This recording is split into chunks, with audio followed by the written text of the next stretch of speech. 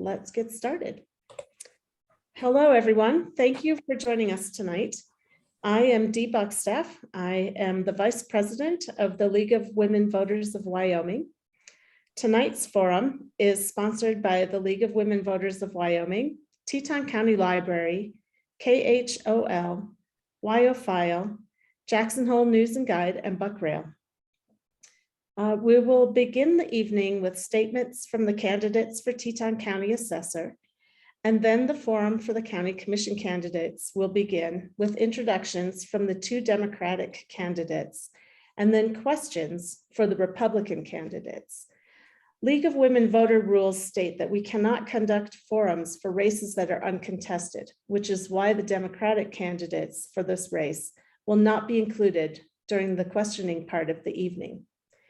The two Democratic candidates for Clerk of District Court will wrap up our evening with their forum. Each forum will begin with an icebreaker question, which will be posed to candidates and will take the place of a formal introduction. After the icebreaker, our media panel will ask questions. Our media panel this evening consists of Sophia Boyd-Flegel from the Jackson Hole News and Guide, Caroline Chapman from Buckrail, and Will Walkie from KHOL. Each candidate will have 1.5 minutes to answer the questions on a rotating basis, so everyone has a chance to go first. Susan Dong, who is also a League of Women Voters member, is our timekeeper tonight, and she will indicate when time is running out so candidates can sum up their answers. Candidates also have one red card to use at any time, and that red card is worth up to 1.5 minutes as well and can be used as the candidate sees fit. Candidates will also have 1 minute at the very end of the forum to give a summation or present closing remarks. So now we'll begin with, you know what? I didn't make a decision on which county assessor candidate gets to go first. So, you know what? I'm going to go in reverse alphabetical order by first name and ask Zane Aki to speak first. Thank you, Dee. Hi, everybody. My name is Zane Aki, and I'm running for Teton County Assessor. Thank you all for taking the time to learn a little bit more about me as a candidate and why I'm running on behalf of our community. I'm running because Teton County is at an inflection point. Property values are sky high and inventory is scarce. We're losing critical care workers, frontline workers, nurses, police officers, and teachers are struggling to afford life here. So are longtime homeowners. And this is being realized acutely. Not only are people unable to find homes, but decades-long homeowners are being displaced from the valley. It's been a crisis for some years, but never to the extent that's been caused by the influx of COVID buyers. It's my hope to use the office of County Assessor to help mitigate these problems as much as I can. There's obviously constraints to what this office can do, but to the greatest extent possible, I want to keep Teton County on the right trajectory as a place for people to call home and as a place to raise a family. A major reason that I decided to run is for my 2 young children. I want them to have the same opportunity as my wife and I have had to make a life here. Rising property values and the subsequent increase in property taxes is proving to be a burdensome external force that many homeowners and renters did not predict. The big question is, how do we do this? Well, the biggest relief for property taxes would come from the state legislature, potentially as a form of a cap on property tax increases. As county assessor, I will advocate for this and work with local legislators and legislators across the state to fight to see a meaningful bill come to fruition. In preparation for this, I'm already drafting legislation and seeking legislative sponsors to introduce such a bill to the legislature. I'm able to tap into my experience on Capitol Hill drafting federal legislation, as well as my legal background to get some momentum behind such a bill. This work is obviously beyond the scope of the county assessor's job description, but I think it's a critical consideration in this election. In the meantime, I will use the discretion afforded to the county assessor to help taxpayers. This office, the Office of County Assessor, handles big data. That said, to some extent, it's a mixture of art and science. Most data points are objective. For example, the sale price of a property. but others are subjective, like what constitutes a comparable sale, or the condition of a property, or even the discretion to omit outlier property values from comparable sale properties. My legal background will give me the benefit of being able to seek out those openings and maximize the use of the office's limited discretion while conforming with the regulations prescribed by the state. The Department of Revenue does impose a wide swath of regulations and edicts on the Office of County Assessor, but we need someone who will use the office to pursue every plausible opportunity to help the taxpayers of Teton County. I currently serve as a deputy county attorney here in Teton County, and I spend my days fighting for the public, and I want to take that drive and apply it to the county assessor's office. I have a background in law and business, both in the public and private sectors, and I am provided with that experience a unique toolbox that I will put to work my first day as county assessor. The housing crisis in our community is a problem encompassing such a wide swath of people. Homeowners are being forced from the valley. Increased taxes are being passed down to renters. Something's got to give. And I want to use the Office of County Assessor as a force to do good and help mitigate some of these problems. If folks want to get in touch with me or have more questions, they can visit my website, Zane, Z-A-N-E, for assessor.com. Thank you, Zane. I look forward to continuing this conversation with our community. Thank you. Thank you. Melissa Schinkel, you are next. Good evening, everyone. Thank you so much to the League of Women Voters for sponsoring this tonight, and to all of our media friends for taking part. Mostly thank you to the voters. It's a beautiful summer evening out in Jackson Hole, and I'm sure it was an easy decision to decide to log on instead of go outside and hang out. So thank you. Without question, property taxes are one of the most important issues we face in Teton County. Over the last several years, as Zane stated, homeowners have watched sales prices go to record price, skyrocket numbers. We have watched our friends and neighbors move out of the valley because they can no longer afford to live here, or perhaps the offer to purchase their home was too great to turn down. And we've watched the ability to own a home in Teton County and to maintain your home in Teton County become increasingly difficult. The role of the county assessor is complicated, and it's often very misunderstood. My job is to administer the law regarding property valuation.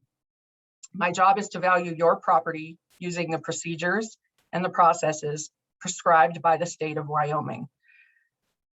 It is not my job to tax you. It is a closely related issue, but it is separate. Unlike other elected offices, this office has a lot of oversight. We are monitored closely by various entities at the state level. I am audited and held accountable for my actions, good or bad.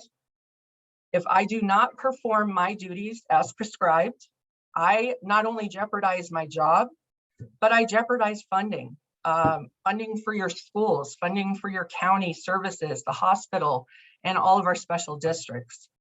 But most importantly, I'm accountable to you, the voters, the taxpayers. If you've met with me or anyone in my office, you know that it is very important to us to guide you through the process of property valuation. We want you to understand what we do, how we do it, and why it's done that way. We will answer your emails, we respond to your phone calls, we have hour-long meetings, we do whatever it takes to make you feel more confident about the process. And feeling confident that you've been treated fairly is of vital importance to me. It's important that you feel that your property was valued fairly and that you feel heard when you come in. It's also important that the assessor's office is run by an experienced leader who isn't afraid of tough discussions and really tough decisions, and of not being, you're being wrong sometimes. You got to be comfortable with being wrong, accepting your mistakes and changing them when it's warranted. I'm seeking re-election because I care about the integrity of the office. I care about the service to you. I care about the burdens being placed on you. And I do work with the legislature, with every member from our delegation and others to find those meaningful solutions to our valuation and tax system.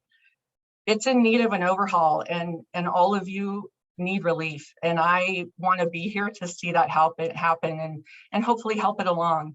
The primary election is coming quickly, Tuesday, August 16th.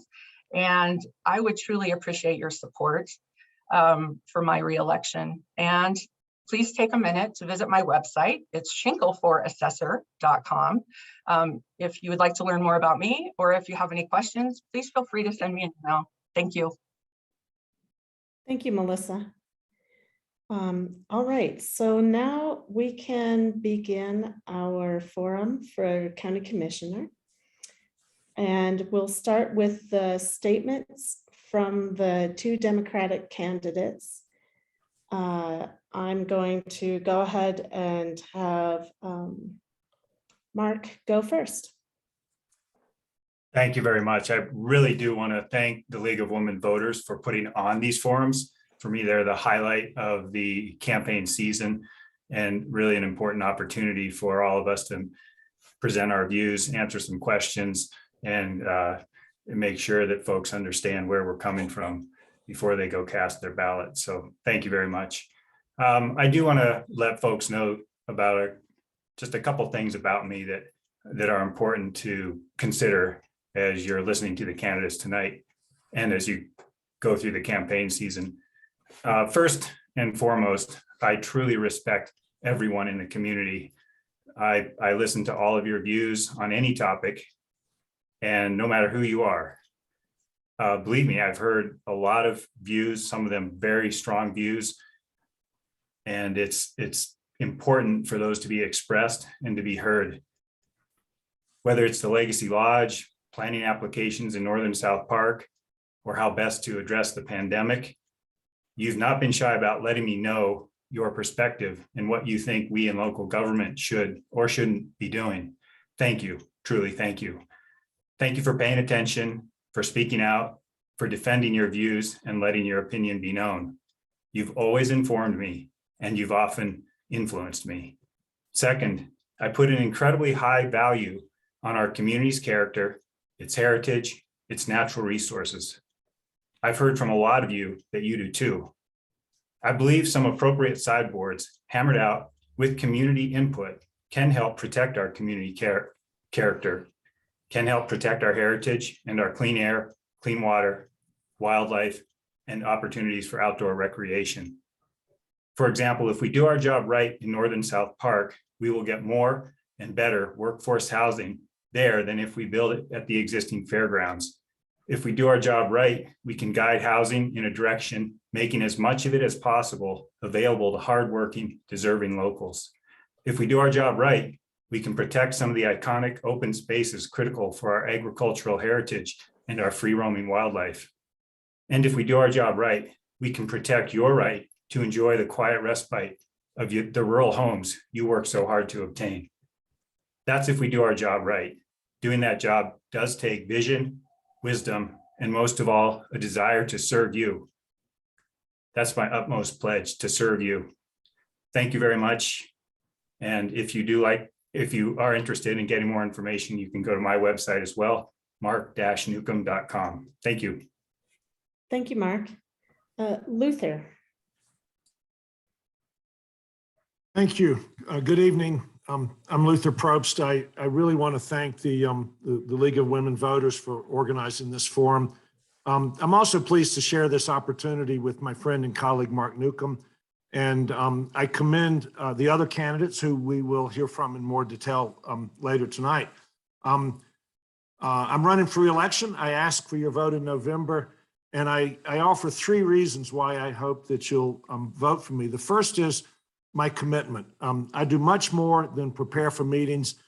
I'm fortunate to be able to go the extra mile. For example, recently representing Teton County and Cheyenne before the State Board of Land Commissioners, serving on the gubernatorial appointed advisory council for the sublet mule deer migration plan, and regularly coordinating with local leaders to get things done.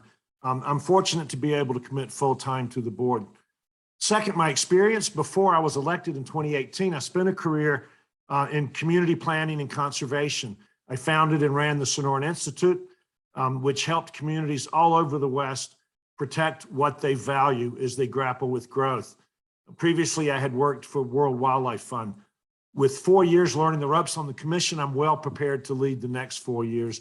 And then third is my record. I have voted, I have worked hard to protect water quality and wildlife, to promote transit and transportation innovation, to better manage our growth, to support public health decisions that are based on science, to support local social service organizations, and last but not least, support workforce and affordable housing.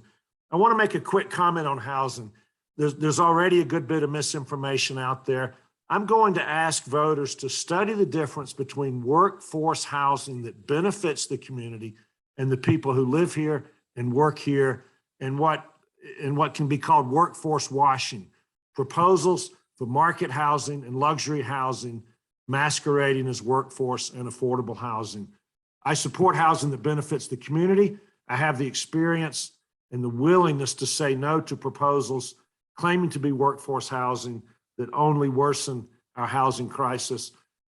Thank you for being here tonight. I look forward to campaigning for the next few months and to earning your vote in November. For more information, please visit my website, which is Luther for Teton County.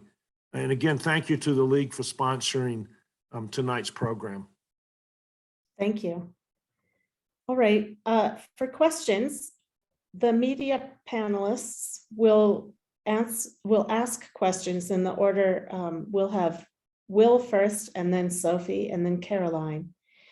And for the candidates, we'll start with Tom, and then Peter, and then Casey and Alex for the first one. And I'll just keep rotating on that order. So Will is going to ask the first question. Hey, candidates, good evening. For those who I haven't met before, my name is Will. I work for our local community radio station here in Jackson, KHOL. I'm thrilled to be here on a personal note, and I'm also excited that you all are here so that our local residents can learn a little bit more about you. Here's my first question. Why in the world do you want to be Teton County Commissioner? What makes you qualified for the role? Tom, you're on mute. Thought I was being muted universally by the controller. Thanks a lot, Will, for that softball question. The real reason is since 1987, this community has been my community. These are my friends, these are my neighbors, and I think I can really add to the depth of the county commission and be a good informed decision maker. Okay, Peter. Great, thank you, Dee. And let me just start by saying thank you to the League of Women Voters, our media partners, and most importantly, everyone who's joining us tonight, the voters who are tuning in. Appreciate you taking the time out of this beautiful evening to be with us tonight. Will, that's a great question, and I think really the fundamental question for everyone running for office in this election cycle. I can tell you, I'm not running because I need another job or another something to fill my time. I'm really running simply because I feel like we need a voice in our local government to represent our working families here in Teton County.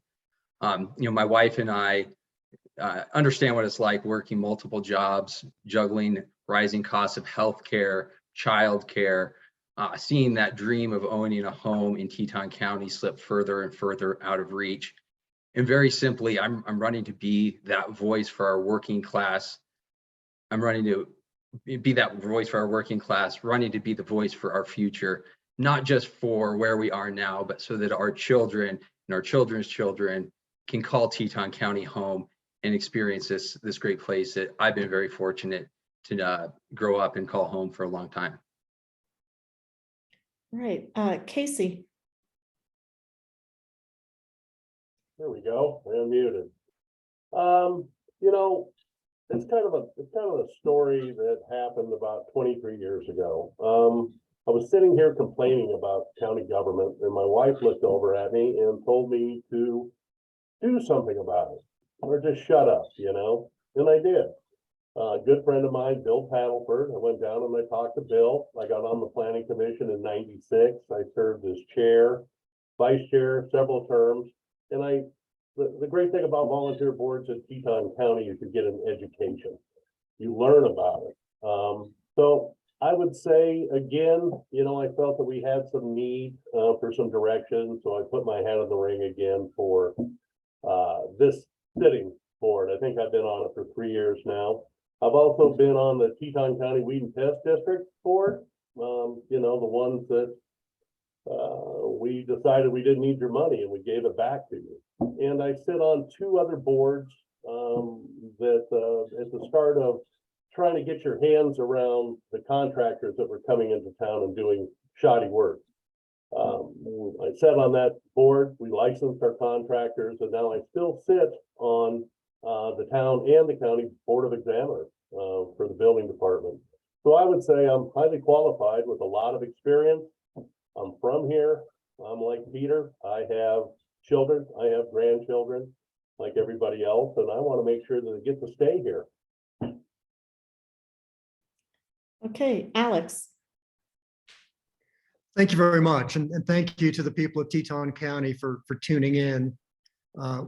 One thing that's so impressive about this community is the very high voter turnout, and people are engaged. And that's a sign of a healthy democracy. So why am I running? I get that question a lot. It's really because I love this community. And I feel so blessed to be able to live here and to have raised my 4 children here. And we face some serious issues, and quite honestly, I'm concerned at the direction the county is headed. And I think that we need some fresh blood and some new ideas on the commission to lead us, and to have people on the commission who can not only address today's problems, but look 5, 10 years down the road so that we're really planning and have a strategy for the future. I had a very successful career in the private sector, and one of the skills that I will bring to the commission is the ability to manage not only complex issues, but multiple complex issues. And it's time to give back and serve the people of Teton County. Like Casey, I have served on the Planning Commission. Currently, I'm chair of the Teton County Planning Commission, which has really been excellent training and has helped me master so many of the land use issues that confront the county and that the county commissioners deal with on a daily basis. But whether it's housing or transportation, water quality issues, and just conserving and protecting what makes Teton County and the greater Yellowstone ecosystem so important, that's a very strong motivator for me. So thank you. Thanks. Sophie, you can ask the second question, and Peter will be the first one to answer it. Thanks, Dee. You could be a community leader in many ways, and all of you already are. But what does public service particularly mean to you? Thanks, Sophia. That's again another great question. Again, I've been very fortunate and blessed to have grown up in this community. I look back at my life experiences. You know, I had the opportunity not just to grow up here, but through the support of our community, be able to attend college at the Ivy League, start a career. And, you know, I joke, I spent the first 20 years growing up here trying to get out of Teton County, the next 20 years trying to get back. You know, for me, we really have, this is such a unique place, and you know, we're fortunate to live in a beautiful place, but I believe what really makes Teton County special is our community. And so for me, community service is being able to give back in a small way to help chart a course that we continue to build on that really special character that makes Teton County and Jackson Hole such an extraordinary place to live, to grow up, to call home. And not only to continue to build on it, but again, to make sure that we're preserving what really makes this place special for the here and now, but also for our future generations. So all to say that for me, community service is, again, really giving back to this place that's given me a whole lot, and ensuring that we're protecting what makes it special for now and for the future. Okay, Casey.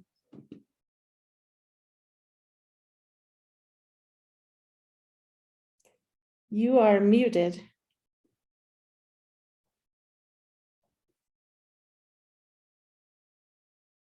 Casey, you're still muted.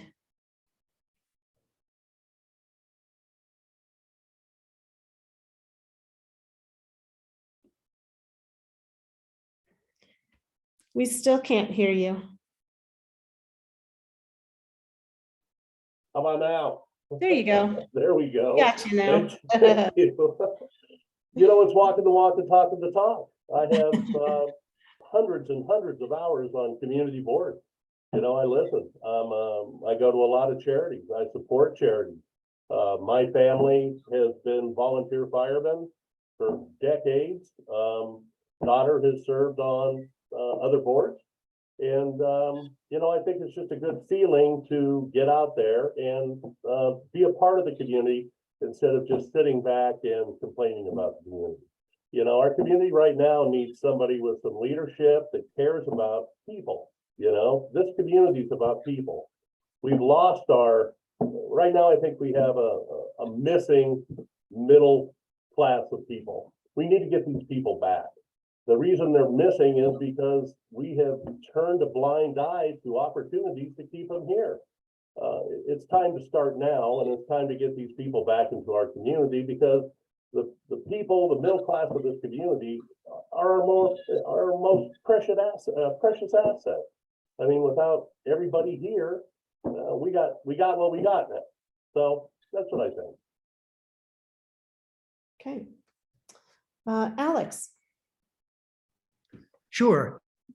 So I've already had the honor to serve on some volunteer boards in the community and to give back. And I think part of that's just in my blood. I grew up in Washington, D.C., and my father was a career Foreign Service officer. So somehow I think that got instilled in me, or was part of the water that we drank growing up as a kid. But public service really means representing all the people, and rather taking a narrow interest of what I think is right or an organization that I think is right. It's really trying to do the right thing for the community and listen to the needs and concerns of people when it's time to make these tough decisions. And again, we do have some tough decisions that we're going to have to make to properly guide and protect this community going forward. Okay. Tom. Thank you very much. Yes, it is, like Alex, part of my upbringing. As a young man in Boy Scouts, those values still continue, and how I was involved in my local community where I was raised. I went into a profession that is built around stewardship, and I define that as taking care of something that doesn't belong to me for the benefit of other people. And I built a career around that with regulatory agencies, but also developing a commercial company that I brought here from Casper in '87 to pioneer ecotourism, because it was a way that to bring wildlife to the marketplace, to build financial and political support for that resource. And that was a successful model that continues today with many other companies.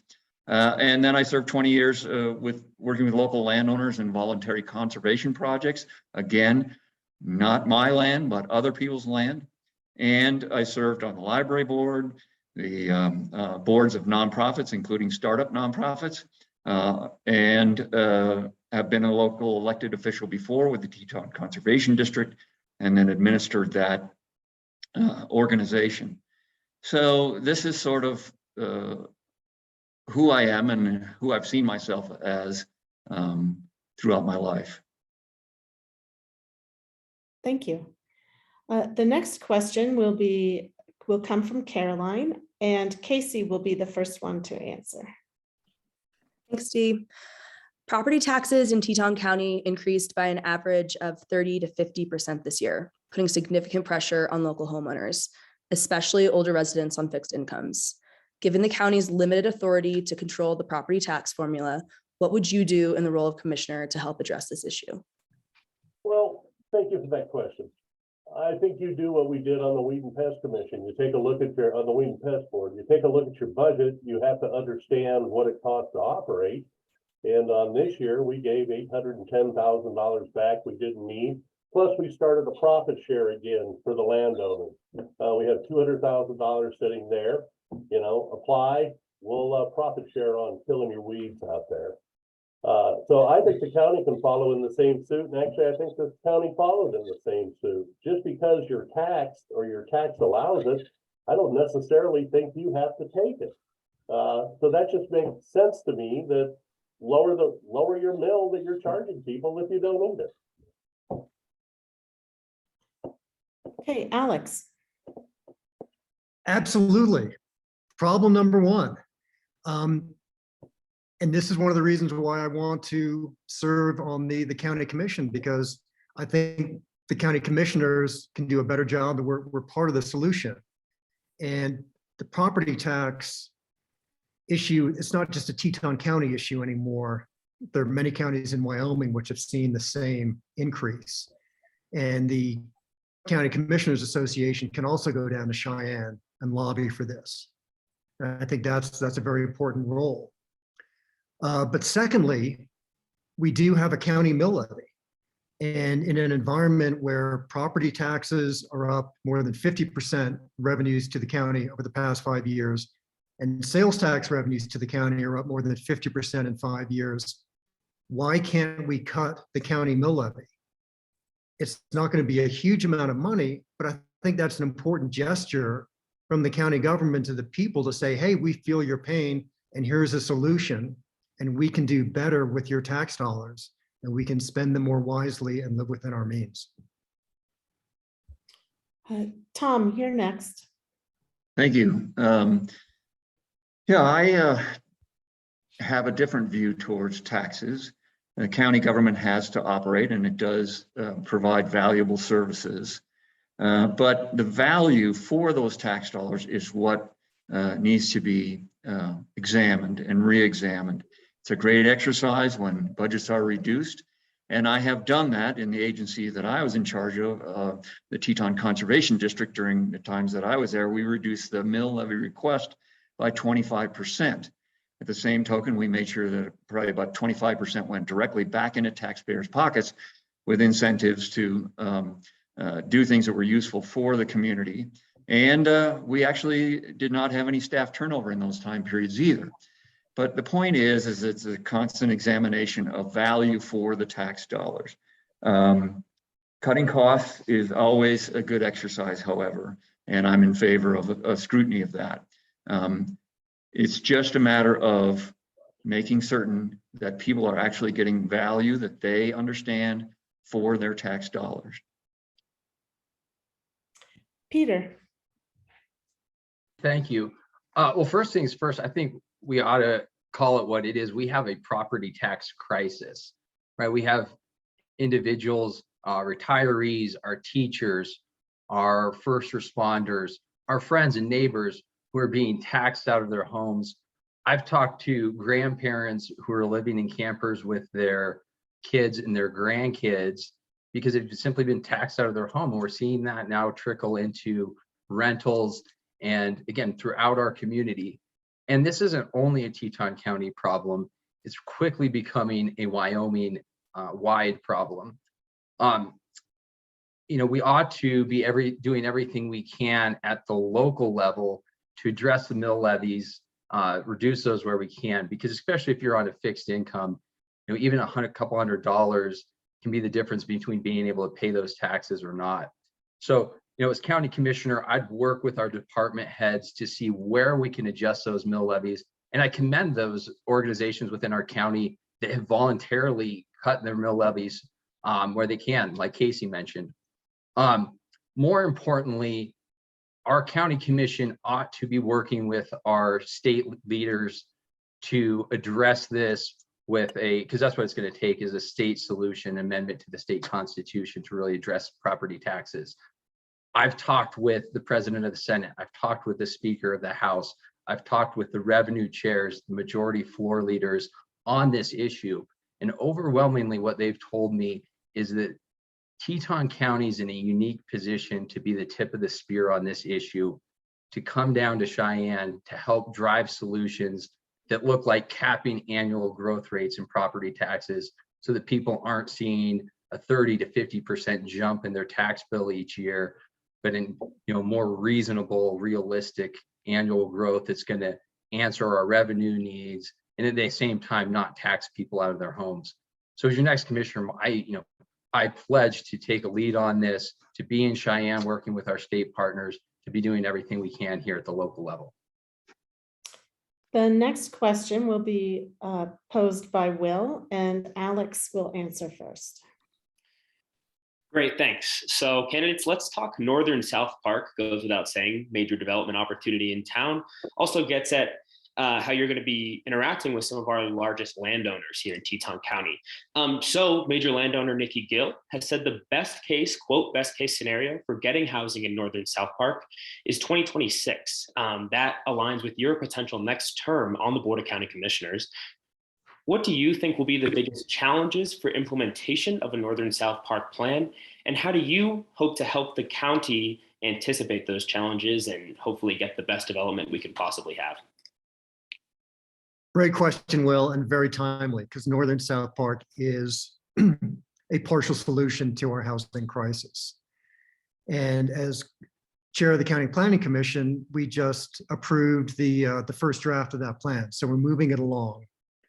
But I was also very disappointed to see that the process of the landowners working with the town and the county and the study group and the consultant, the very well-paid consultant, took so long, because time is of the essence. We need to be breaking ground and building now. And one issue I raised at the County Planning Commission meeting where we approved the first draft was, is there the potential to even increase density further? This is a brand new neighborhood. So we can really imagine and think outside the box. So why can't we increase density and in certain areas, allow 4 stories instead of 3 stories?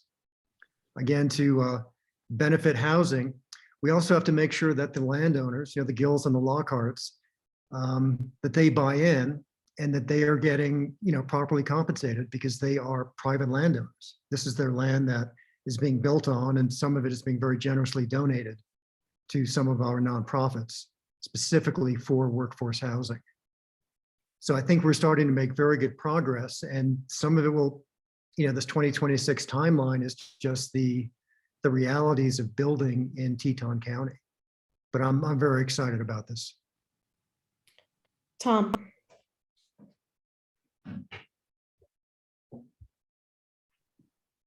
You are on mute.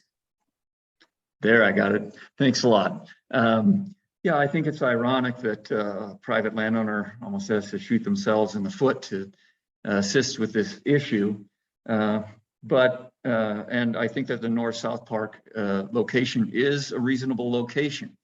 I understand some of the dilemmas, one in safeguarding that indeed there will be these development will benefit workforce, and making sure that those safeguards are in place.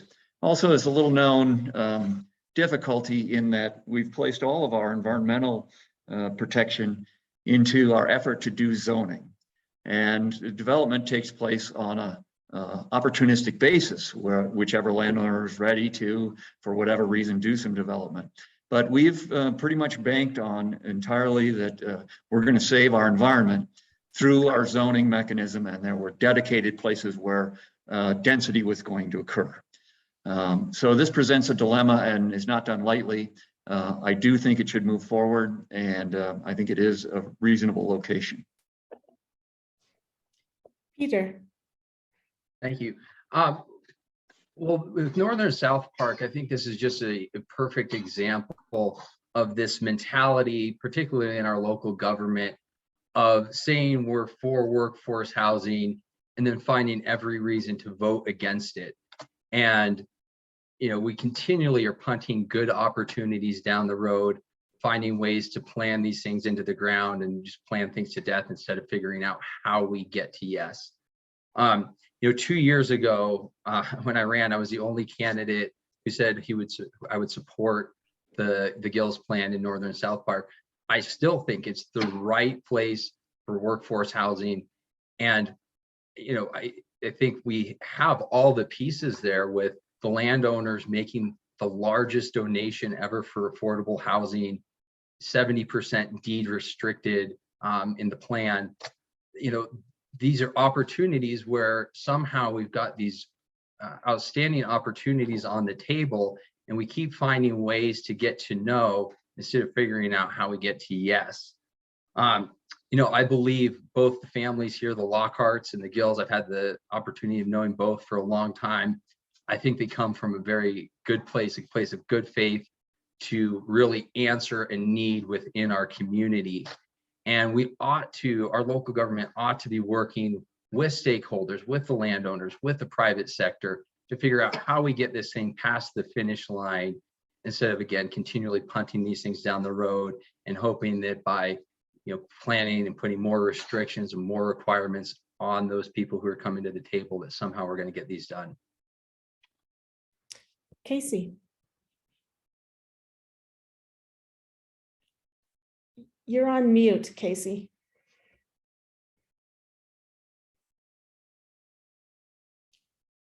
You're still muted, Casey.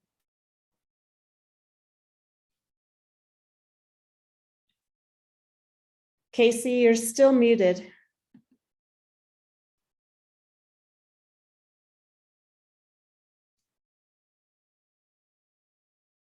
Casey, we can't hear you. Can't hear you. Okay, that's better. There you go. Okay, let me start again. Do I get my clock back? Yeah, don't worry about that. Yeah. I've seen in the past history of this county numerous opportunities to grab land, or not. I wouldn't. That's probably a bad term, but the opportunities when private developers wanted to come in and do development. Again, below the Gill property, the Saratoga, great chunk of land. Both the county and a private entity made a run at it. The last time the private entity made a run at it, we declared a moratorium on growth. We sit and we see our valley turned into golf courses. We see our valley turned into huge homes. Well, okay, you know, I can agree they probably had the right to do it, but let's just say out there at SRA, just as an example, why didn't we get 25 acres out of them? They have plenty of land at that time. We could have built affordable housing there. Now, again, in my neighborhood, Hog Island, Larry Ewan, the Robertsons have been trying to do something with this property, starting with a Good Sam idea. We've denied them. We deny Larry again. You know, it's time for us to, as a county, to say, let people who have an idea say yes and move on with that idea and bring it back to it. There's nothing wrong with somebody trying and failing. So part of this too, you mentioned the connection with the Gills. Well, I'm lucky enough to have grown up with both Liz and Robert.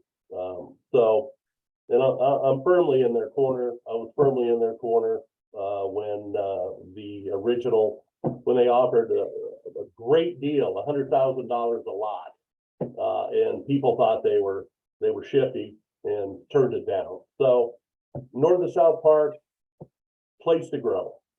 I think we could be creative. I think we need to take care of people. It's our time now to be a champion for the working class. Thank you. Thank you. The next question will come from Sophie, and Tom will answer first. Thank you. Speaking of kicking development down the road, and forgive the pun, but we have an important decision on the Tribal Trails Connector coming up at the level of the public and at the County Commission. So please tell us your position on the proposed half-mile of road near High School of Butte. Thanks, Sophie. Yeah, this is a paradox, but this road has been on the plats since that was a school section and turned over to private land and as an exaction from the county. Unfortunately, I'm not sure that it's going to resolve much because our number of vehicles on the road is growing at more than 2% a year. And according to WYDOT, there's no way you're going to build your way out of that as if it continues to grow in that at that rate. But I do think we need to do what we can to ease traffic, and that was well planned and well thought out. I do have environmental concerns about the fen that's there and the intersection with Highway 22. All of that has to be wrapped into the plan. And also there's a conservation easement there that will have to be amended in order to vary how that road connects with Highway 22 compared to what's on the plat.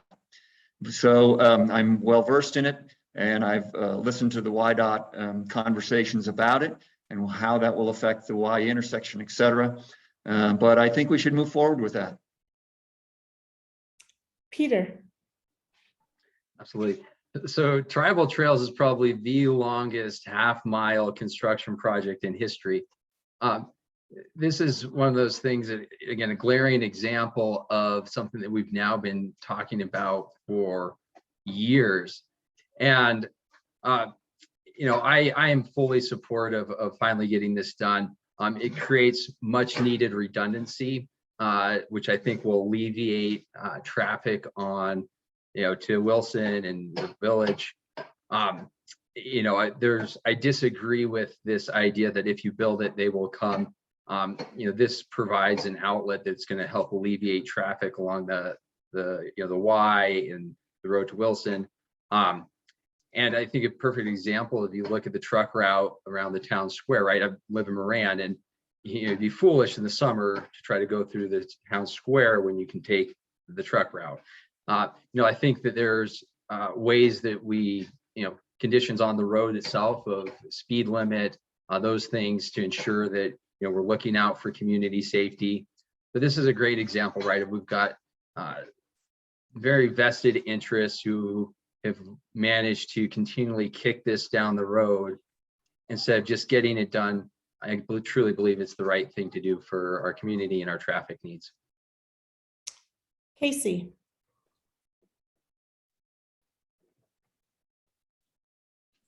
Disagree with Peter when he says it's the longest construction project in Teton County. I think we've all been waiting for the pavement to connect Spring Gulch for a lot longer than Tribal Trails.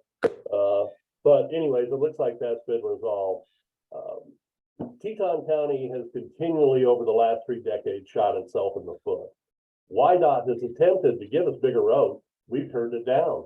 Every 10 years, they came around and said, hell, let's build Highway 22 a little longer, a little bigger. Let's get move traffic.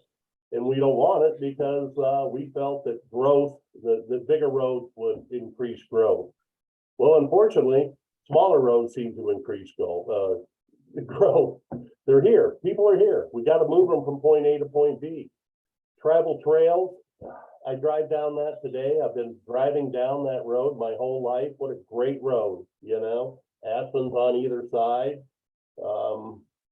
but it just needs to be bigger. We have to have some way to move traffic from there to around town and let people move around. You know, we have to get rid of this gridlock that we have going on, and I think that's a good solution. Alex.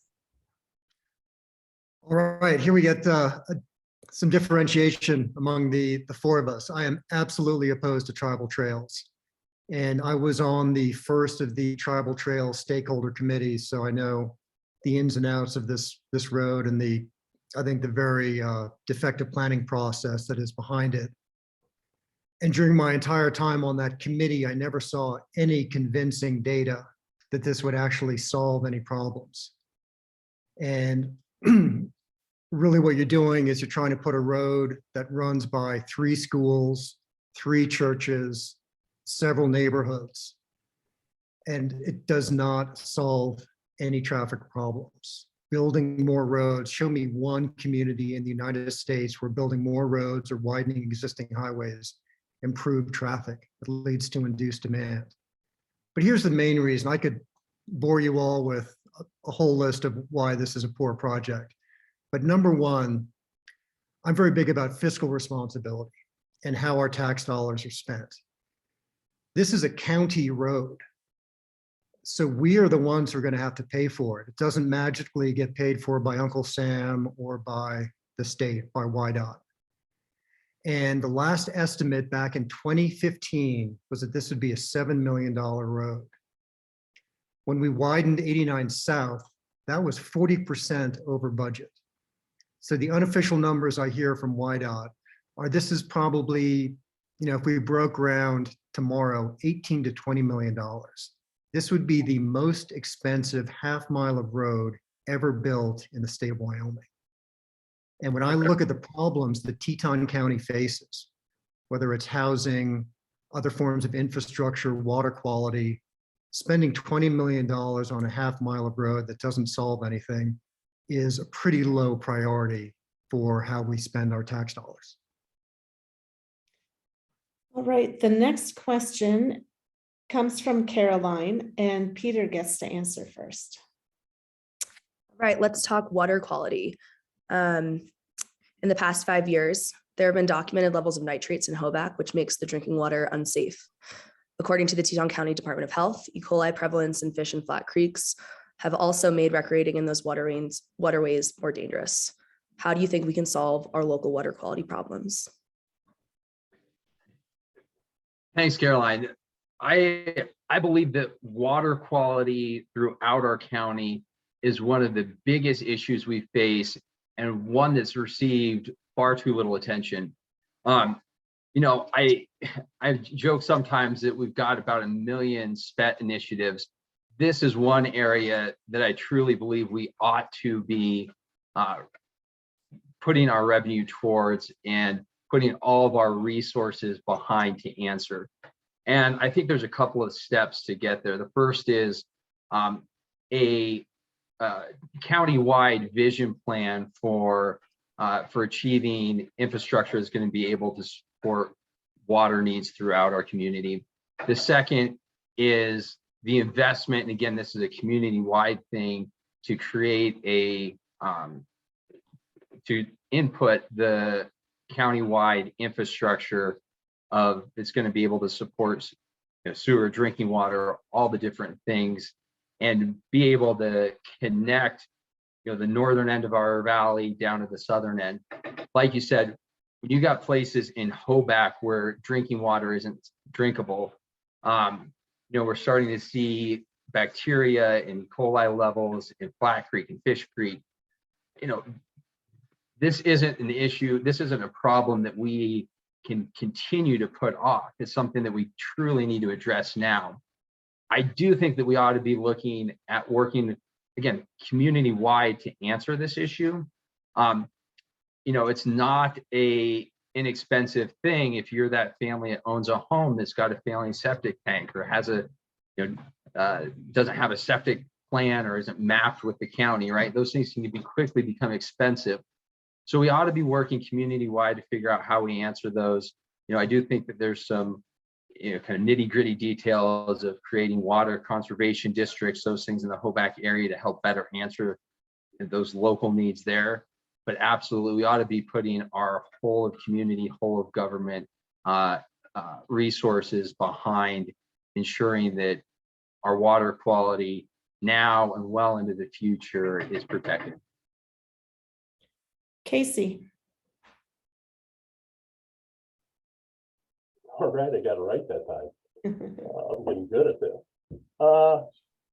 Water quality, sanitary sewers, that's infrastructure. Growth has to follow infrastructure. Infrastructure has to be put in place. I have a meeting with our water guy from the town, Johnny Z. I'm going to go up and I'm going to tour where our water comes from, where it goes to, how it flows, and go down to Paul's property and see how our sanitary waste facility is working.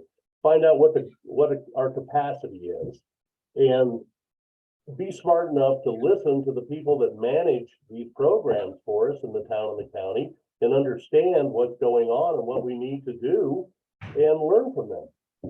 So I would agree that Hoback sucks for water. I live in Hoback, you're right. And something has to be done, but infrastructure is starting to come this way. We have sewer out here now. And we have water. I was on the board that formed the water district to get this. So that's my answer. Learn. Go to the source and learn from the source. Alex. Well, this is one of the reasons why I'm running for county commissioner. It's not that we have a water problem. It is a water problem that, due to inaction by our current electeds, has become a water crisis. And there doesn't seem to be any sense of urgency in our current government to address this. And this is also, it's not only a health issue, but a serious economic issue. We have fecal bacteria in Flat Creek where people like to go tubing in the summer. We actually have algae blooms in the Snake. Tell me that's good for the anglers or the rafting companies when people see that. We take our water for granted, and we can no longer do that. So finally, after some realization, what have we done? We've appointed a consultant. And I went to the meeting that the consultant hosted, and they're going to spend 2 years gathering data. And then they're going to come up with a recommendation, and then that'll go to the county and the town, and they'll come up with an action plan, and maybe they'll have a stakeholder committee. We can't run our government like that anymore. So a couple of things we can do is, why don't we mandate mandatory inspections of septic systems when a house is sold? Because currently we have some of the weakest, there are other counties in Wyoming that have stronger water regulations than we do, believe it or not. Another thing that we could do right now is appropriate money to help people who can't afford to upgrade their septic system or replace it, or to hook up their failing septic systems and replace it with a hookup to the sewer. You know, right now, Wilson has a moratorium on new hookups to its sewer system because it's maxed out. The water treatment system is maxed out. And it's a classic case of we're managing for today rather than managing for the future, for 5, 10 years down the road and anticipating these problems. We can do a much better job. Tom. Thank you very much. Yeah, I'm among the candidates, I think, more on top of this issue than others, since I was involved in the raising of this issue for politicians. The Conservation District put on 3 candidate forums focused strictly on water. But I think that there's some nuances to this. This is, while I don't want to take away from the issue, I do disagree with Alex that we're in crisis mode. There are places where we are in crisis mode, but for the majority of the places in Jackson Hole, this is an emerging issue, and it's going to be very, very costly to solve this. The first thing we're going to need to do in order to get the kind of capital that is needed from the state and from the federal government to correct some of these infrastructure problems is develop that comprehensive plan as Peter indicated. That is well underway. Yes, it's a long process, but there is no crisis right now. The people don't understand E. coli and what that means. You probably shouldn't immerse yourself in any of the waters around here, especially children, and get it up your nose or mouth. At different times, there are bacterial issues. The nitrates down in Hoback are a serious issue, but it's going to call for a lot of money from state and federal governments, and you must have a comprehensive plan done by the county to make sense out of this. The treatment plant is owned by the town. The county is doing a lot of development that should hook up to it. Hookups alone, will take years because of the easements across other people's properties that will be required. So I think the county is well underway in tackling it, and it needs to be pushed forward as expediently as possible. But I'm pleased that it has been elevated and people are aware now, and action is being taken on this emerging issue. Okay, it's just 7 o'clock now. Alex is raising his. Okay, hang on one second. I'll get, just let me say this and then I'll get to you. Okay. So I believe we just have time for one more question after Alex gets to use his red card. Go ahead. I've been waiting all night to use the red card. I just want to follow up. Because we have been kicking the can down the road on this water issue, you know, there's this magic window of American Recovery Plan money for infrastructure that has come down from the federal government to the state. And quite honestly, the state is scrambling to figure out how to spend that money. And we are squandering an opportunity, if we were on top of this situation, to be able to apply for millions of dollars in grants to upgrade our water infrastructure in the entire county. And we're just not there. And yeah, fixing the situation in Hoback is going to be expensive. And there's money right now that we could access. But those people in Hoback deserve better. Okay, Tom is holding up his red card. Yeah, thank you very much. And some good points, Alex, that there is that money available out there. But as far as being fiscally responsible, to spend the money in ways that might not be coordinated or in the best efficiency way to do it, it takes a lot of understanding of the water throughout the valley and the systems. And there are projects going on to understand that. Where we can treat water on site in situ is preferable than shipping it somewhere with leaks all along the way to a central point, if we can do it. We are now understanding more about septic systems, raised, elevated, et cetera. And we need to know what we're doing and when we're asking for it. Just because money's available doesn't mean it's fiscally responsible to go for it and get something done that may not be the smartest thing.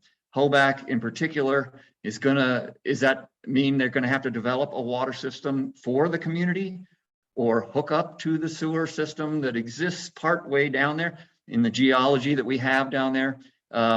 It needs to be planned out, and it's very complex. And it's ironic because I'm all in favor of solving this problem, but oftentimes these procedures cost too much and take too long, but that doesn't mean that we should be hasty in the way that we do it. It needs to be planned out. Thank you. Okay, Will, one more question, and Casey, you get to be the first one to answer. All right. Yeah, and thanks. You know, I first just want to acknowledge two questions that were asked to us in the chat that we're not going to be able to get to because we ran out of time. Commissioners, you don't have to, I'm putting you on the spot a little bit here. Can I just get a thumbs up if they're okay to email you asking questions about a couple of important issues to them? I hope that those folks who wrote down the questions are willing to reach out, and thanks for writing those in and for contributing. So the last question that we have, I want to ask you essentially about your mentality regarding tourism and the growth of visitors to this valley, but I want to frame it like this. So a recent survey of 4,700 local residents, it's a lot of people, by the Jackson Hole Travel and Tourism Board, found that 56% of respondents feel that the drawbacks of Jackson's tourism industry outweigh the benefits. But at the same time, 86% of those surveyed also said tourism is important for the region's economy. That's pretty inherent contradiction, I think you would all say. How would you approach that contradiction? Well, thank you for that question. Being here and growing up here when the roads were dirt roads, we always had tourists. Tourists have been our lifeblood. Tourists have kept Jackson Hole up and viable. Tourists pay a lot of sales tax money to come here. Are there too many? I don't know. You know, I think we live in a beautiful place and anybody should be able to come in here and enjoy it as they want to. I think we failed by not having adequate roads, to be honest with you, and looking in the future to make sure that they could get in and out of here safely. And interesting enough, you say this, Will, but when you go downtown and walk around and just start chatting with the tourists, they don't like it here either. We are overcrowded. They're like, what the hell am I doing here? I'm not going to pay $27 for a burger. I get it, you know, so, but don't think that we don't need them. We have to have them. We have to give them a better experience. And, you know, to start with that, it's in order to get a better experience, we need to get some houses going here, guys, so you can live here, Will, so everybody here can have a roof over their head. And the time for planning in Teton County is over. It's the time for doing now.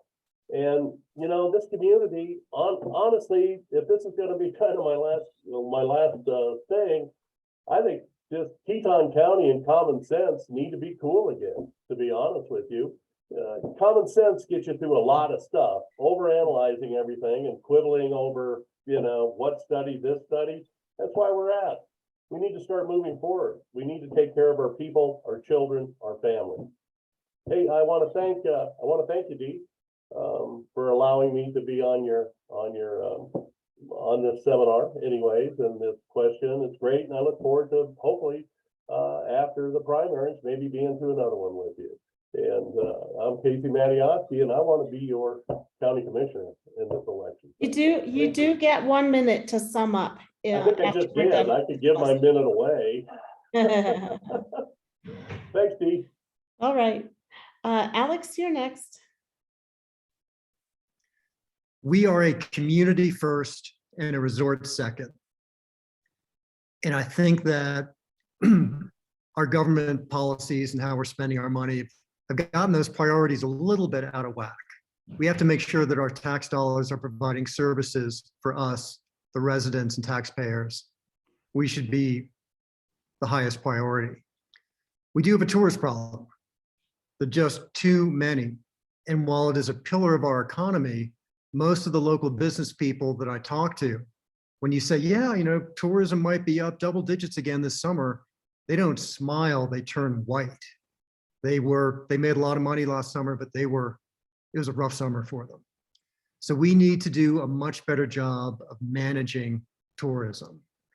And we need to do a better job of understanding what is the role of the Travel and Tourism Board. Are they part of the solution or part of the problem? They are currently have an embarrassment of riches in that the lodging tax is bringing them in more money than they know what to do with. And another job for us county commissioners and our electeds in Cheyenne is to continue to work on the legislation to make sure that we can spend that lodging tax money wisely to benefit us rather than just promote more tourists to come here. Tom. Thank you very much. Yeah, I agree with Alex to a large degree. I view also our housing issue as a supply and demand issue. The demands for workers is off the charts. There is a limited role for the county commissioners. I think that in mitigating some of that, the situation is that going into COVID, we had no idea what the outcomes were going to be. And we guessed wrong in some ways. We were afraid and opened up the floodgates to every proposal that came down the pipe. And lo and behold, we came through COVID with a raging economy, and rather than a failing one. And the result is a hyper demand for labor. We need to work on both sides of that equation. We need to build the housing that we're talking about and get moving on it and work on that as we have been in building units. But we also need to look at the approvals and special permits and all the things, the great ideas that people have of how to capitalize on Jackson Hole and whether those are productive or not. I think that the Travel and Tourism Board is and promotion in general is not needed at this point, and how to best apply those funds and tax dollars that make hotel rooms extremely expensive as well. But the hotel operators are collecting that tax, and I remember when it went in, that was part of it, is a what's in it for us kind of thing if we collect this tax. The growth in tourism is overwhelming both our workforce capacities and the environmental capacities. And without those two things, we won't be successful. And as is stated in the comprehensive plan, it's a three-legged stool. And we need to pay attention to those now that we have a vibrant economy as called for in the strategic or the comprehensive plan. We got that dialed. Now we need to make sure the other things work as well. So that's how I feel about it. Okay. Peter. Great, thanks, Dee. Well, I think part of the issue here is for 20 years, 20 plus years, we've marketed the heck out of Jackson Hole. And at the same time, we've continually kicked the can down the road on investing in infrastructure, investing in housing supply. And it's caught up to us now where people are here and we're somehow surprised we're caught flat-footed, that we're finding it tough to figure out where to put our workforce, where to house our workforce, how that we've got traffic issues. Listen, it's easy to bemoan the visitation through Jackson Hole, but the reality is we live in a beautiful place, a place that people want to visit. We're surrounded by 2 national parks. I think Casey said it well. Visitors have been coming through this valley for as long as this valley's been around. And we can't forget that tourism and travel is the lifeblood of our economy here. So, I do think it's important to remember that, it's easy to bemoan that, we've got a lot of people here, that Jackson Hole is a popular destination. At the same time, that's, I think, what creates a livelihood for a lot of us. I do think that the bigger issue here is that we do need to be investing in our workforce, making this a place where people can not only work, but also live. And for too long, we've kicked that issue down the road. And again, that's something that we need to address now. We can't continue to put off further. Okay, now it's time for candidates to sum up the evening, and we'll start with Alex. Wonderful. Well, thank you again for the opportunity to address the community and educate them on their choices at the ballot box. Again, we are a community first and a resort second, and we need to manage our county and manage our tax dollars appropriately. One of the pillars of my campaign is fiscal responsibility. We have to stop the increase in the cost of living and the cost of doing business here. We can do a much better job than we are. I want to be focused on balancing conservation and growth. It's not an either-or proposition. We have to manage the two. That's the only way we can grow and progress as a community.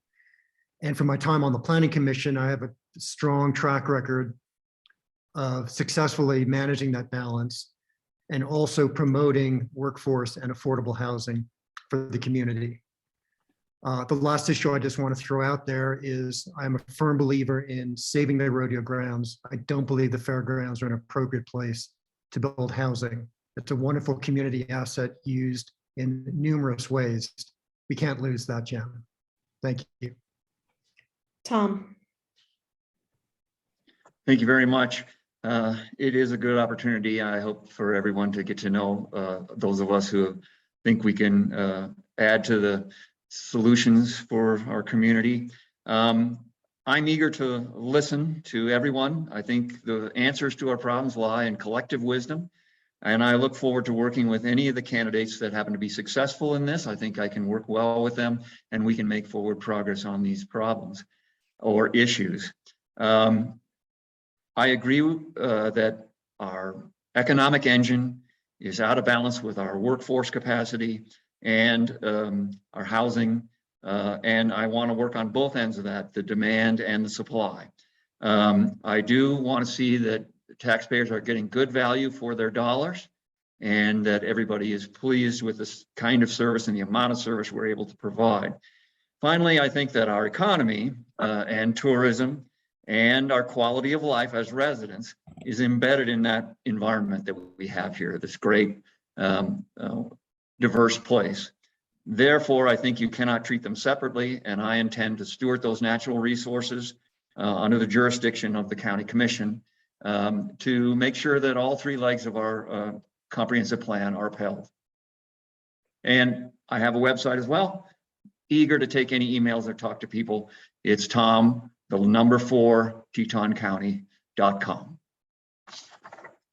Peter. Great, thank you, Dee. And thank you again to the League of Women Voters, the News and Guide, Buckrail, KHOL, all our media partners here. And most importantly, again, thank you to everyone who tuned in and watched this evening. For those of you who might have joined late, my name is Peter Long. I'm running to be your next Teton County Commissioner. And my reason for running is very simply this. I'm running to be the voice for our working class. I'm running to be the voice for our future. Like many of our working families here, my wife and I struggle with the housing costs, with the rising cost of childcare, healthcare, seeing rents go up, seeing property taxes skyrocketing. These aren't abstract issues for us. These are things that we grapple with daily. And for me, so much of it is just common sense solutions to these issues. It's providing property tax relief locally, working with our state partners to cap annual increases. It's getting workforce housing into the ground and working with our private sector, get it done on budget and on time. It's rebuilding partnerships with our small business community and making this a place where workers can succeed. And most importantly, it's being accountable to you, the taxpayer, with how we're using your money, how we're working for you, and making sure that your government works for you and not the other way around. So I'm asking for your vote. I'm asking for your support. I'm sure there's a lot more questions that we didn't get to from our audience. To contact me, our website is Long for Teton County. My contact information is on there. I look forward to talking with each of you more. And again, I appreciate your time this evening. Casey. Just as I'm getting good at this, we've got to quit, huh? Yep. You know, what this boils down to is common sense approaching. We need to have common sense for housing. You know, I could do that. I've built hundreds of units in the valley, a lot of affordable units here, actually, for the county. You know, you need common sense approaches for traffic. Well, yeah, there's only going to be so much we could do with it, but, you know, the people have to come before a lot of things. Again, common sense. We need common sense control of our spending on what these infrastructure projects are going to do for us. So I'm humbly asking for you guys to vote for Casey Mattiowski for commissioner, and I appreciate the opportunity to be here. And once again, I just really would like to make common sense cool in Teton County again. So thank you. All right. Thank you all for coming to the County Commission Candidate Forum. And now we will head off to our forum for the Clerk of District Court. And, you know, I'm not sure I wrote down who's going to start with questions. Are we going to keep in the same order? Start with Will? Okay. So Will will read the first question, and we'll have Brian answer first and then Ann, and we'll just keep going back and forth until we've exhausted our time here. And Dee, we're actually going to keep it rolling with, I believe it's Sophia actually going next. Okay, go ahead, Sophia. All right, let's start with another softball. What inspired you to run for Clerk of District Court? Is that working? Yep. Okay. I was, what inspired me to run? I want to continue to serve the people of Teton County, but in a different way than I have been doing for over 25 years as Deputy County Attorney. I think it's a very exciting time for the court. Something I bring with me is a great working relationship with the new Judge Owens. We worked together in the Teton County Attorney's Office for 6 years when she came back to town from Texas. And I spoke at her robing ceremony just about 6 months ago, and it is important for the judge, the district judge, and her clerk to have this type of relationship. I also have a vision of high school. Well, I'll get into that later. I see that my time is up. All right, Anne, go ahead. Thank you. As everyone's mentioned previously, League of Women Voters, the library, all of you on the media, and Dee for facilitating. So what inspired me? So I decided to run 8 years ago. Dee Mahoney, the clerk at the district court, was retiring, and it was an open position. But really, I started looking at the office even before that. I also have a background in the courts. My background is court administration. I ran victim services and later drug court. And when I started looking for new opportunities, I looked to that office because it seemed like a great progression to fit my strengths, my areas of interest. But at the time, there wasn't really a path to work your way into the office. And so when Dee, the way the tradition of hiring kind of went. So when Dee Mahoney was retiring and it was an open position, I saw that opportunity. I announced my candidacy even before the filing began. Public service is my passion. I think it's my calling, and I think it's my strength. And so I've been excited to serve, and I have, great interest in seeing through all of the great momentum that we have going and making sure that the upcoming transitions are just as strong as many of the transitions we've made in the past 8 years or 7.5 years. Okay, Caroline, you can read the next question, and Anne, you get to go first. Thank you. In the next few years, the official court record will become the electronic record, not the paper record. In what ways will you ease that transition and help the public adapt? Thank you for the question. In fact, it's sooner than the next few years. It's scheduled really for March 2023. E-filing is scheduled to become available in Teton County the first 3 months into the next term. The e-filing rules will then, as you referenced, transition the court record from the long-standing paper record since 1923 to that electronic record. Your question is about how I will ease that transition. I'm preparing for that transition as we speak. I am a subject matter expert on the Full Court Enterprise Committee, who's been regularly consulted about the e-filing transition. As part of that, we just went live on the Full Court Enterprise System not even 3 weeks ago. It was extremely successful. I'm working with staff and state leaders and state colleagues to make sure that we really understand what that transition means. Certain things that come to mind is, how information is exchanged between judges and parties, of course. And also the appellate record. I think that's a really big deal because right now the appellate record is a paper record and how we send that up to the Supreme Court. I do have some experience with how that will look when it's not a paper record because we had an old file that was no longer in paper at state archives. So I feel like I'm ready, just as we have been with every other technology transition. My team is motivated and dedicated, as am I, and I look forward to it. Brian. The electronic filing is also something that is of particular interest to me. As a lawyer, I've seen how it works in the Wyoming Supreme Court. I went down there with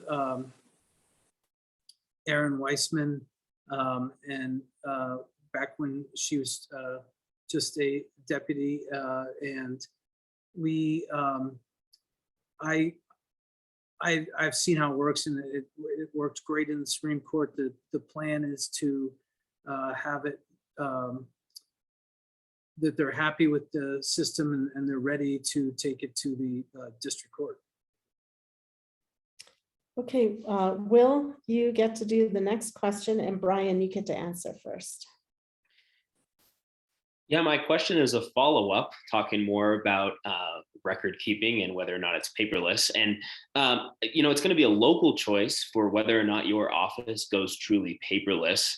What will you advocate for and why? I think I feel that it's very important. We are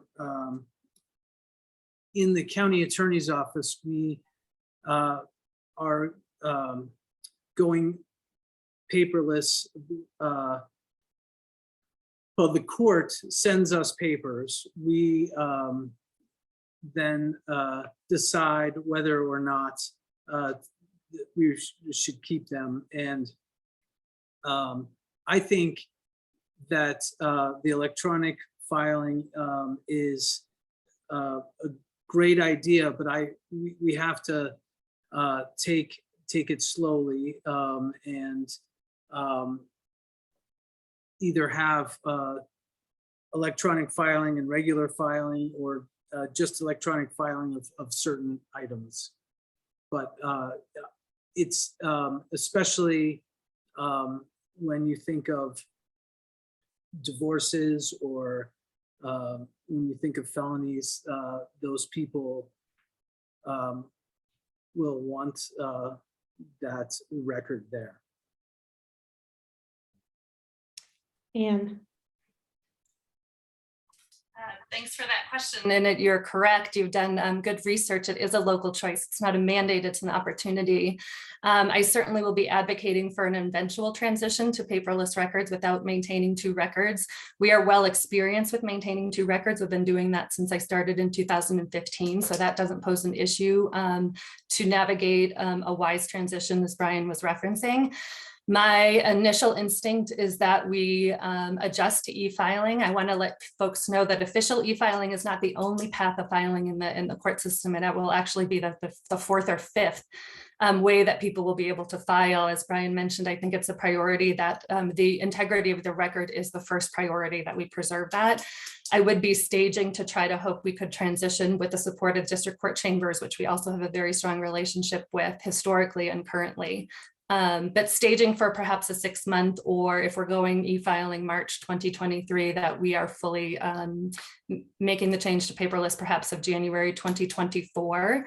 Again, the official record will be paperless. It will just be a matter of if we are have the redundancy of the paper. I expect it will be slightly staged, where we'll have some reference in the paper file of electronic items that came in that way.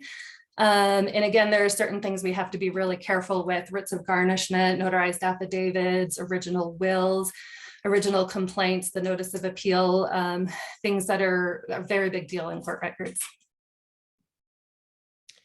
Okay, the next question is coming from Sophia, and Anne gets to answer first. And as you have said, 30% of the work in your office has a public access restriction.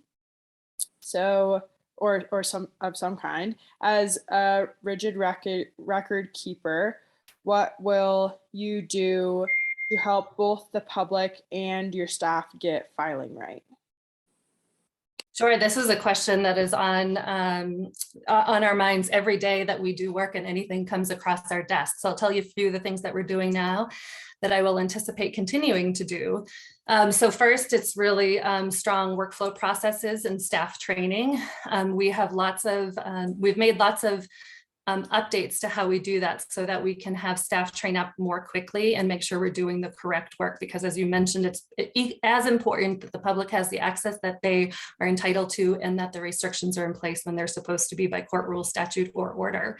Some of the things we do right now is, especially during early staff training, is we have a quality review process, both as we're training the individual staff, but we also have a quality review process office-wide. I think that's really important because of the complexity of the work. It's not all as linear as you might think it might be. In particular, with what we call our otherwise public case types, it's much easier in case types that are universally protected, like juvenile, Title 25 adoption, and initial paternity actions.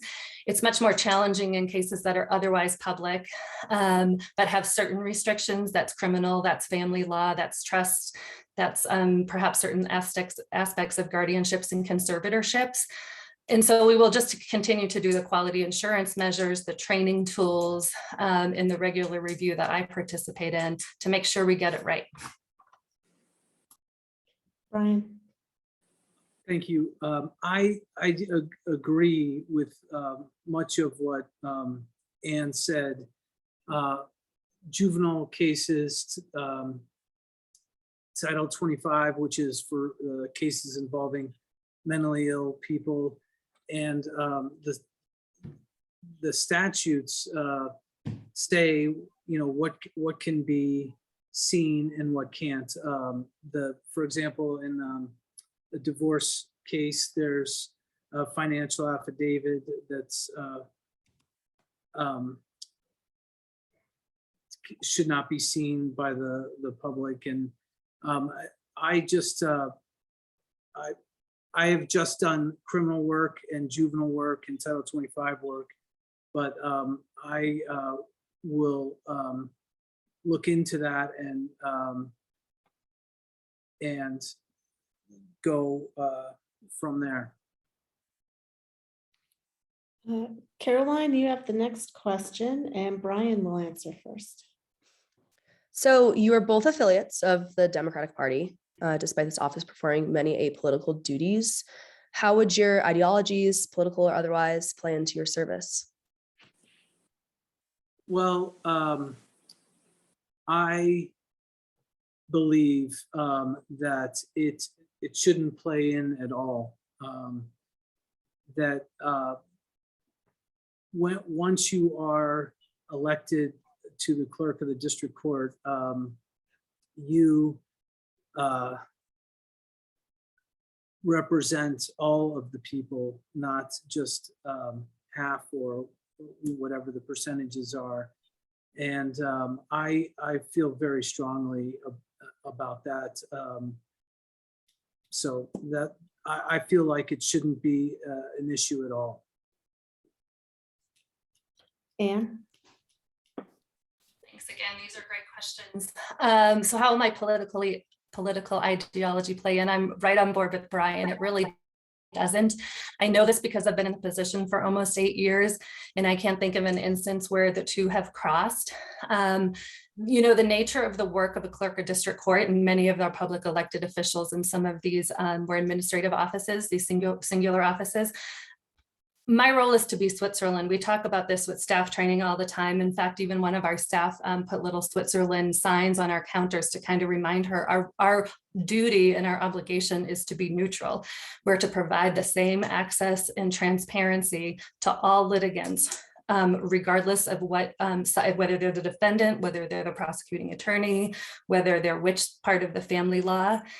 So I really think it can't cross, and it doesn't cross, and it hasn't crossed. The other thing I just wanted to make known, and I feel really strongly about this for lots of reasons, is there's how we perform our actual technical record keeping work, but I have a policy, and my staff will tell you in my office, that we don't talk politics among ourselves. I don't think it's the proper place. I think it gets in the way of us doing our duty, which is Switzerland. And the other thing is we have a very public office. I want any member of the public to come into the office, and even separate from how we're doing our work with them, I just don't want that to be a part of the conversation. I want everyone to feel welcome, staff included. Will, the next question comes from you, and Anne, you get to answer first. Okay, so Dee, my understanding was there were 5 questions for Clerk of District Court. This is question number 6. I am willing to come up with one. I just want to make sure we're still in protocol. Yeah, we were trying to go for about 20 minutes. And so this would be the last question, and then we can sum up. Yeah, I mean, so I'm curious, listening to both of you talk throughout this, a lot of your job is, dealing with rule changes coming from, somewhere above you or somewhere below you, and then informing the public about it, and then being good record keepers. So part of your job is being a clear communicator with the public about things like passport application shifts or delays, things like how their records will look. Can you just talk about how you plan on communicating with the public? Is that question to me or to Brian? Anne, you get to answer first. Okay. Great question. I'm going to continue doing all of the different things we do. It depends on the circumstance on which tool to use. There are certain matters that I have put out to the local bar listserv, particularly during COVID, that affected how folks can file courthouse closures, how people can access to the record, access the record. As you've seen, we have done a very occasional paid advertisement in the newspaper. That's when I think it's been really critical that the public is aware of very significant passport application changes, and we know that how much that impacts folks' travel planning. We regularly update our website with alerts and changing information, and we have had certain press releases go out that maybe weren't accompanying a paid advertisement about various matters. A recent one was we had to split our staff into two. We sent half our team to Cheyenne for 1 week and half to another in preparation for this new case management we started about 14 days ago. And we let folks know ahead of time about that we would be working on a reduced staff. We let folks know that we were going to take a 12-to-1 lunch break, which is something we've never done, but we needed to because of staffing levels. And all of it so far, I think, has worked really well. Always open to feedback if folks see new needs. Brian. I would just think